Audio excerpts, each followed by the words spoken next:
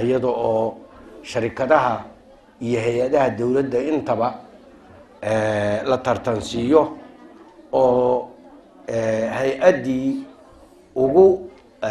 tacdiimin iyo tashriifin badata mawlid rasuul marka ayadaa jaa-isa la siiyo meel aan ka ahayn dawladda sacuudi arabiya la yiraaho oo amaakin muqaddasa joogta oo aan laga tacdiiminayn lama arko maanta marka annaga xadi baan u helay meeshaan aan joogno inaan noqono walxamdu lilaahi rabbi alcaalamiin qoomka iyagu tacdiimiya oo tashriifiya dhalashadiisii iyo silkigii rasuulka ilaahayna waxaan ka rajaynaynaa ilaahay in uu miciisa naga dhigo rasuulka qolooyinkan kaleeto oo diidan annagu haatan dan weynu nagama hayso walaakiin dad fara badan oo Soomaali ah ayay dariiqii ka duween oo leexiyeen waxaan garanayaa markii halkaan aan anagu u joogno salawaadka rasuulka oo ilaahay uuna amray iyo tacdiimintiisa maalintii uu dhashay rasuulku iyo annagoo ku tabarrukayna ammaantiisna iyo ammaanta rasuulka iyo madxiga rasuulka ayaguna meel kale inay fadhiyaan oo caayayaan annagana caayayaan nagu caayayaan inaan tacdiiminayno oo tashriifinayno rasuulka ilaahay ugu fadliga badnaa makhluuqa ilaahay haddii alla ku rooyahay ay burinayaan oo ay rasuulka laftigiisa tacninayaan marka haddii ay tacniyaan rasuulkii maxay yihiin taas waxay ila tahay waxaad haatan caawa culimada uga baahan tihiin inayan ahayn oo ay culimadu idin siiso adilaad waadixa oo ku saabsan qofkii tacniya rasuulka ilaahay oo maaragtay nuqsaan iyo wax xun ku sheega inuu yahay kaafir iyo inuu muslim yahay inaynan ka shakisanayn inkastoo loo baahan yahay inay wax badan ay culimadu idinku yiraahaan caaw way tacninayaan waa xumaynayaan waa liidahayaan rasuulkii asxaabtiisii khulafaa ar-raashidiin ayimadii waaweyneyd oo islaamka intoo dhanba marka maanta waxaa iska leh ilaahi annaga naga dhigay qoom ka leexsan qoomka isaga oo ahlu dalaalka marka markii ay ayagu ay sidaas yeelahayaan waxaan haatan la yaabaynaa inay ibaaxaysteen dilkii iyo safki dimaa iyo dilka xaqdarrada iyo inxiraafaadka diiniga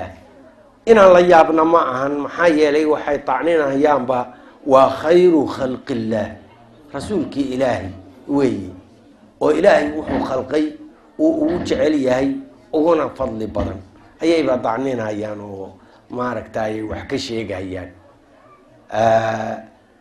ilaahay baa mahad leh walaalayaal waxaan maaragtay siinahayaa waqtiga culamada siday waxa nacfiga leh noo tiraaho taasoo ah inaan xaqaa'iqa ogaano daanka dambana aan ku qabsano ilaa haatan khatar baa lagu jiraa dad annaga noo dhow xagga maaragtay aqoonta wejiga aan isnaqaano waxataa hadday nala dhasheen annaga naga mid ma ahane ayaa ahlu dalaal ah oo maanta meesha aan ku nafaxaadayno rasuulka ammaantiisa iyo salligiisa sidii ilaahay uu noo amray ayaa meel kalena ka caytamaya marka ilaahay baa mahad leh intii naaniya inta la mid ah marka sidaad xaqaa'iqa uga dhagaysataan culamadan ku wareejinaya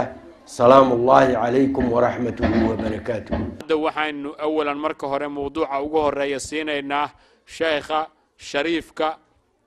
muhaddithka ah ayaynu siinayna. بسم الله الرحمن الرحيم الحمد لله رب العالمين وصلى الله على سيدنا ومولانا محمد وعلى آله الطيبين الطاهرين وصحابته البررة الكرام ومن تبعهم بإحسان إلى يوم البعث والنشور. أما بعد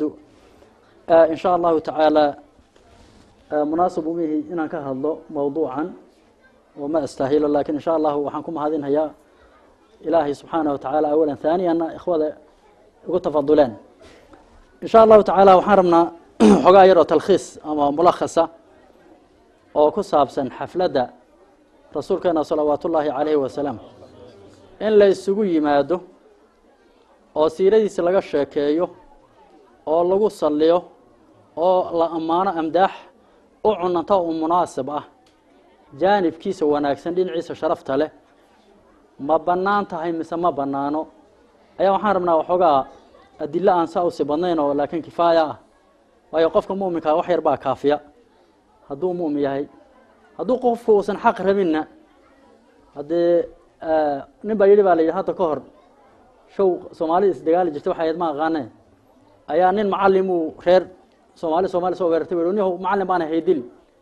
بقولي أفري توما كان قانا كما قرسان يقولي يعني أنا كاغما بحني إنه كديلان ربا بس هدو قفكم مركا وسن حق ربين هدي بقولي أفري توما كي يوحي الحديث اللي قلت الأقري وحما كما قمان هيان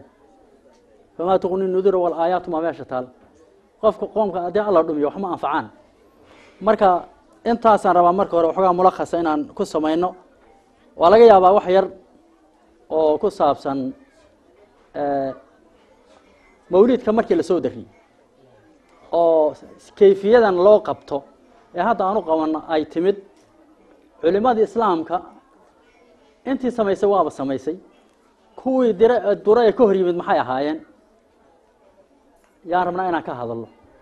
dabcan hal nin oo sunni awliba ayaa la soo naqliyaa wax muctamada la cuskan karo oo ka hadlay ninkaasna alxamdulillah kitaabkiisa waan haynaa